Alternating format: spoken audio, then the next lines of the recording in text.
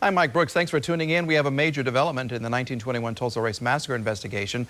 While digging at Oaklawn Cemetery, scientists found human remains. What they need to do next is to determine whether those remains are of a victim from that attack.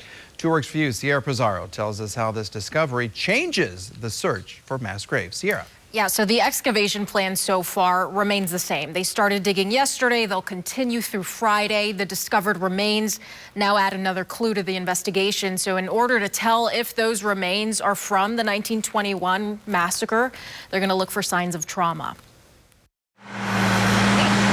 This machine only had to go just past 3 feet before reaching a wooden coffin with metal nails. Finding a coffin is a good sign. It could mean the remains inside are of the original 18, who are the only known massacre victims to be buried in marked graves. So the team didn't find a headstone, just a temporary marker. And these are kind of tall metal temporary markers that are put in place. It's very common, or had been very commonly used in cemeteries as a temporary place marker until the permanent marker could be put. They're hoping the discovery is a first step in getting the remains in that permanent and proper burial. Put names to these folks and give their families the proper respect that they were denied so many years ago. Before the team wrapped a second excavation day, they gathered in prayer for their continued work in searching for the others still lost, waiting to be found. Amen.